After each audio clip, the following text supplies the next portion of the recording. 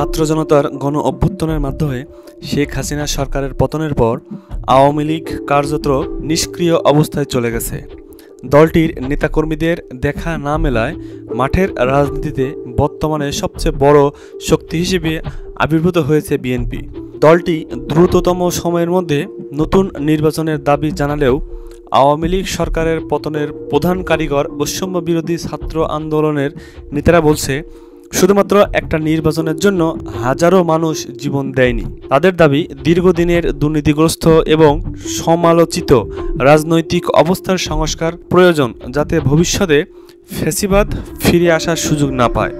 বৈষম্য বিরোধী ছাত্র আন্দোলনের কেন্দ্রীয় নেতা ও জুলাই শহীদ স্মৃতি ফাউন্ডেশনের সাধারণ সম্পাদক সার্জিস আলম বলেন, 2000 মানুষ শুধুমাত্র একটা নির্বাচনের জন্য জীবন দেয়নি। 17 বছরের ক্ষোভ এবং হতাশার ফলে মানুষের পিঠ দেয়ালে ঠেকে গিয়েছিল।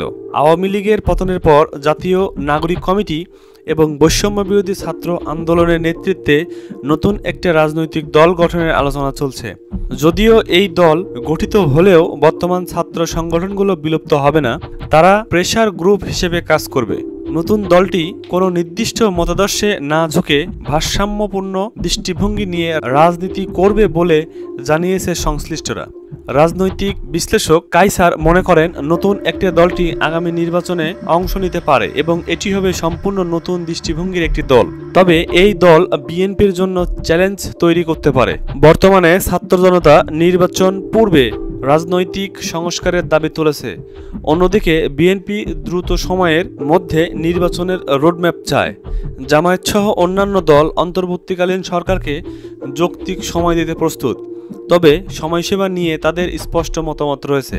ফলে বাংলাদেশের জাতীয় সংসদ নির্বাচন কবে হবে এবং তাতে কোন রাজনৈতিক দল অংশ নেবে তা নির্ভর করছে চলমান রাজনৈতিক পরিস্থিতির নানা মেরুকরণের উপর।